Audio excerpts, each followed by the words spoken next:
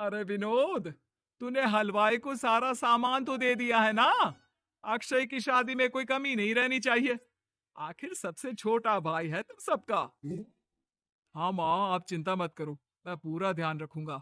मंगल बेटा, तूने तो कहा था कि फूल का ऑर्डर दे दिया है। यहाँ तो फूल पहुंचे ही नहीं। अब क्या बहू की विदाई के बाद फूल आएंगे? माँ, मैंने अभी बात की है फुलवाली से। वो रास्ते में ही है। आप किशोर भैया से क्यों नहीं कहती कुछ करने को? किशोर पहले ही मेरे बताए काम कर रहा है। पास के सभी रिश्तेदारों और मोहल्ले वालों को कार्ड वही तो देकर आया था। रिसेप्शन के लिए हॉल भी उसी ने बुक किया था।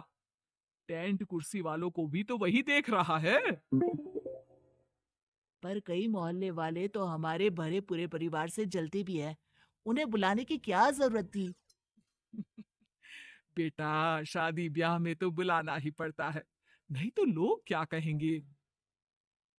दादी दादी देखो ना, हलवाई अंकल हमें लड्डू नहीं दे रहे। आप इनको डांटो ना। अरे चैन सुख दे देना बच्चों को लड्डू। क्यों तंग कर रहा है इन्हें? बीबी जी, मैं कहाँ मना कर रहा हूँ, लेकिन लड्डू बनते ही ये बच्चे उठा उठा कर खा लेते हैं। अरे मैं तो इन्हें थाल में रख के परोस भी नहीं पा रहा। भागो, अब कोल्ड ड्रिंक पीने चलते हैं। भागो भागो, अब कोल्ड ड्रिंक पीने चलते हैं। जैसे कि आप देख रहे हैं, आज इस घर के सबसे छोटे बेटे अक्षय की शादी है। घर में बहुत चहल पहल है। कुलभूषण की बीवी कमला को फुर्सत ही नहीं है कामों से। लेकिन कुलभूषण और घर के बाकी लोग कहाँ हैं? आइए देखते हैं। अजी, आप यहाँ आराम से बैठकर गाने सुन रहे हो और घर में अभी तक इतने काम बचे हैं करने को। अरे भाई, मेरे सबसे छोटे बेटे की शादी है। इसके बाद तो मैं अब चिंता मुक्त हो ही जाऊंगा। और फिर घर में तुम हो, बेटे बहुएं हैं। तुम लोगों के होते हुए मैं क्यों काम करूं? मैं तो शान से बेटे की शादी में जाऊंगा। तैयार होकर। अरे ठीक है, अब आप आराम ही कीजिए।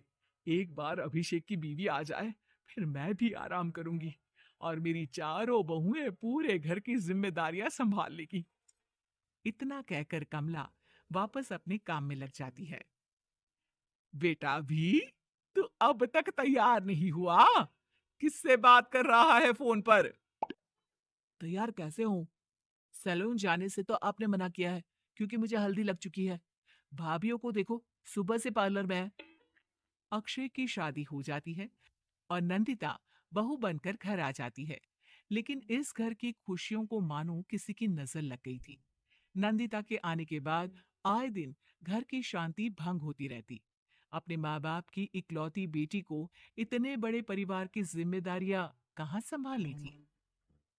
अभी देखो ना, मेरे हाथों की मेहंदी भी अभी नहीं उतरी है और तुम्हारी मम्मी ने मुझे घर के कामों में लगा दिया। मैंने सोचा था कि घर की सबसे छोटी बहू होने के कारण मुझे सब पलकों पर बिठा के रखेंगे, पर यहाँ यहाँ तो पलक झपकने की भी फुर्सत नहीं मिलती। देखो नंदू, शादी के पहले ही मेरे घर वालों ने तुम्हें और तुम्हारे पेरेंट्स को बता दिया था कि मैं जॉइंट फैमिली में रहता हूँ। तो फिर अब ये शिकायत क्यों? और फिर तुमसे पहले मेरी भाभी अभी तो आई थी शादी करके। उन्होंने तो कभी कुछ नहीं कहा। नंदिता तब तो चुप हो जाती है, लेकिन ऐसा बहुत दिनों तक नहीं चलता। अरे नंदिता, माँ बाबूजी की दवाई का टाइम हो गया है। उन्हें दवाई दिलाओ और उसके बाद सबके लिए नाश्ता बना देना। पर भाभी, मैं तो अभी अपना फेवरेट सीरियल देख रही हूँ। प्लीज, मेरी जगह आप कर लो ना ये काम। ठीक है, मैं तेरी जगह माँ बाबूजी को दवाई दे आती हूँ और नाश्ता बना लेती हूँ। तू मेरी जगह पूरे घर की डस्टिंग करके पांचों बच्चों को स्कूल के लिए तैयार करके भेज देना और दोपहर का खाना बनाने के बाद कपड़े धोकर सुखा देना। उसके बाद हम दोनों मिलकर बाजार जाकर सब्जी ले आएंगे, फिर डिनर की तैयारी कर लेंगे और उसके बाद बस बस भाभी, मैं माँ बाबूजी को दवाई देकर सबके लिए नाश्ता बना देती हूँ। हे भगवान, ये कहाँ लाकर फंसा दिया मुझे। मेरे घर में तो गिनती की 8 रोटियां और 2 सब्जी बनती थी और नाश्ता निपट जाता था। यहाँ तो रोटियों का ढेर और सब्जियां बड़े बड़े पतीलों में बनानी पड़ती है। नाश्ता बनते बनते लंच का टाइम हो जाता है और लंच बनते बनते डिनर का। अभी मुझ पे तुम्हारे पूरे परिवार का नखरा उठाने की और ताकत नहीं बची। मैं ऐसे नहीं रह सकती। अरे तो क्या चाहती हो तुम? मुझे अलग रहना है बस। तो ठीक है, हम कल ही शिफ्ट हो जाएंगे किराए के घर में। इतना बड़ा घर होते हुए हम किराए पे क्यों रहेंगे? ना जी ना। घर में ही दीवार खड़ी करो अपने हिस्से के आगे। घर के साथ साथ घर की खुशियों में भी दीवार खींच जाती है। ऐसे ही कई महीने बीत जाते हैं और नंदिता माँ बन जाती है। बच्चे के आने से अभिषेक के कंधों पर खर्चों का बोझ आ पड़ता है। अभिषेक का बोझ कम करने के लिए नंदिता भी पार्ट टाइम जॉब कर लेती है, लेकिन इससे उसके सर पर नौकरी, घर और बच्चे की जिम्मेदारी बढ़ जाती है। नंदिता, ये क्या है?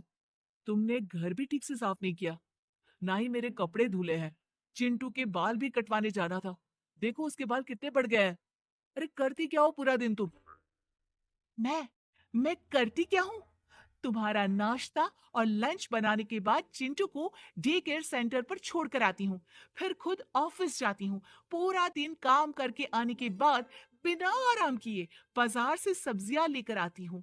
घर आकर खाना बनाती हूँ, चिंटू को देखती हूँ और क्या करूँ मैं?